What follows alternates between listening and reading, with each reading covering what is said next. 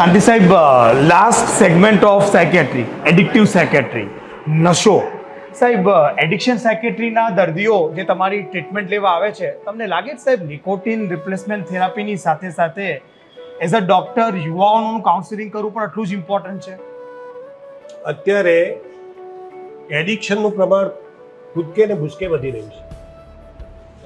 યુવાનો દારૂ, ચરસ, ગાંજો, અફીણ, પછી નિકોટિન, સ્મોકિંગ, આ બધું તો ઘણું કરી રહ્યા છે. બરાબર. અને એક વખત એનો શિકાર બન્યા પછી એમને લાગે છે કે ભૂલ થઈ ગઈ, મારે એમાંથી બહાર નીકળવું છે, પણ છતાં નીકળી શકતા નથી. કારણ કે એડિક્ટ થઈ ગયા છે. એ છોડવા પ્રયત્ન કરે તો વિથડ્રોલ સિમ્પટમ આવે અને એના કારણે એમને તકલીફો થાય છે, છોડતા નથી. અહીં વ્યસન મુક્તિ માટે સારામાં સારું કામકાજ થાય છે. જે વર્ષોથી દારૂ લે છે એવા લોકોને આપણે શું સમજીએ કે એક બગડી ગયેલો માણસ છે, જવાબદારી વગરનો માણસ છે, એના પ્રત્યે બધા ઘરના માણસો નફરત કરે, એને માન સન્માન ના આપે. ખરેખર જે માનસિક રોગનો દર્દી છે કે જેને આવું દારૂનું એડિક્શન છે, દારૂ પીધા વગર રહી શકતો નથી, એ દારૂનો જે દર્દી છે એ વાસ્તવમાં એક પ્રકારનો માનસિક રોગ છે. એને શોખ થતો નથી. દારૂ તમે જોશો, તમે ચાખશો તો ખબર પડશે કે એમાં કંઈ ટેસ્ટ સારો હોતો જ નથી. એનો સંજોગોનો ભોગ બની ગયો છે. એના મિત્રો કે એમના લીધે સંગે ચડી ગયો છે અને એ દારૂ લીધા કરે છે. વાસ્તવમાં દારૂ લેનાર કે દારૂડિયો જેને કહીએ છીએ એ માણસ એને વધુમાં વધુ ભાવ અને પ્રેમની જરૂર છે. એને નફરત ન કરાય, એને તિરસ્કાર ન કરાય, ઘરમાંથી કાઢી મૂકે. અને ઘણી બહેનો તો શું કરે કે એક દારૂ પીએ છે માટે ઘર છોડીને પોતાના પિયર જતી રહે. આ પદ્ધતિ બિલકુલ ખોટી છે.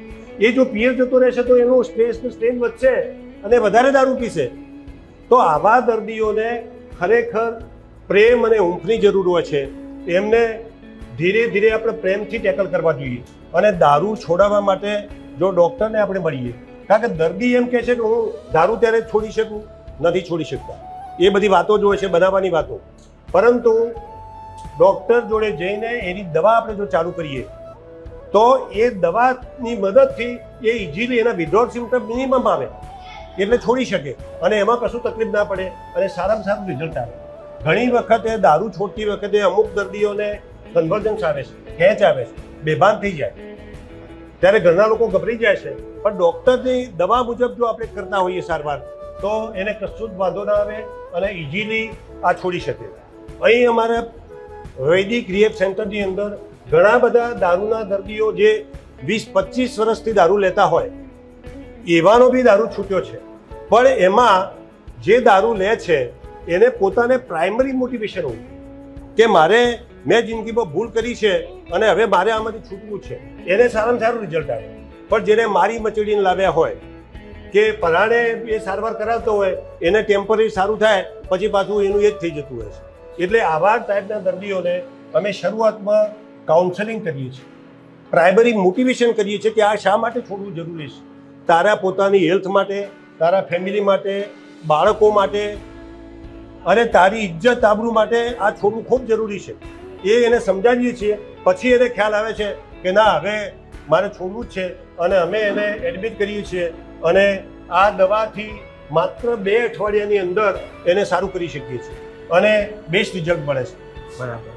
To all are viewers and listeners who are listening, સાહેબ સાથે વાત કર્યા બાદ મને તો એક વખત એક વસ્તુની ખાતરી થઈ ગઈ છે કે સાહેબ ઇઝ કમ્પ્લીટલી એન્ડોર્સિંગ ધ ફેક્ટ કે જેડ્રાટિક સાયકેટ્રી હોય તો યુવાનોનું કાઉન્સેલિંગ, પેડિયાટ્રિક સાયકેટ્રી હોય તો પેરેન્ટ્સનું કાઉન્સેલિંગ, એડિક્ટિવ સાયકેટ્રી હોય તો જે એડિક્શનથી પીડિત છે તેનું કાઉન્સેલિંગ, અને સેક્સ્યુઅલ સાયકેટ્રી હોય તો સેક્સ્યુઅલ જે એક્ટિવ કપલ છે તેનું કાઉન્સેલિંગ.